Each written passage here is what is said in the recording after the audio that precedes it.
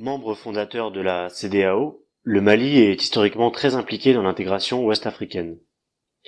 Comment voyez-vous cette collaboration avec les pays voisins et les pays membres de la CEDEAO, sur les plans militaires, économiques, financiers et monétaires notamment? Vous voyez, depuis la toute première constitution de la République du Mali, on a stipulé que nous étions prêts à renoncer à notre souveraineté au profit d'entités ou de communautés d'États dans le cadre de l'intégration des pays africains. Donc c'est dire que, y compris l'abandon de la souveraineté, lorsque c'est dans l'intérêt de l'intégration de plusieurs États, le Mali est disposé à le faire. Cela dit, aujourd'hui on a la chance d'avoir un outil comme la CEDEAO.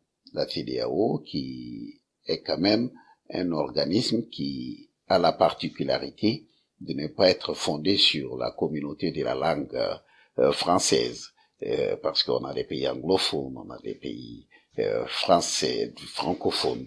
Donc du coup, nous avons cette chance d'un meilleur brassage à la fois de nos citoyens, de l'économie, un meilleur partage des problèmes de développement quand à la création d'infrastructures, le transport d'énergie, l'intégration des réseaux de distribution d'énergie, des voies ferrées, des axes routiers. Il y a énormément de possibilités. On parle de plus en plus de la création d'une monnaie communautaire qui facilitera aussi les échanges si elle avait lieu en 2020 comme c'est prévu.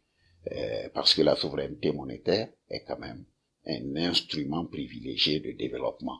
Et quand on n'a pas cette souveraineté-là, comme c'est le cas des pays francophones, à la différence des pays anglophones, eh bien, ça handicape même les relations économiques au sein de la CEDEAO. Lorsqu'on voit, par exemple, le Mali, qui est aujourd'hui le premier producteur de coton de l'Afrique, et que nous allons acheter des articles, des chemises, des draps, des serviettes en coton, qu'on va les acheter aux États-Unis, en Égypte, c'est pas normal. Des industries textiles, je crois que facilement on peut les instaurer et le Mali pourrait prendre le leadership du traitement du coton, du traitement industriel du coton. Le Sénégal pourrait prendre le leadership d'autres produits. La Côte d'Ivoire a le cacao, l'industrie cacaoyère, l'industrie de la Côte d'Ivoire et le Ghana.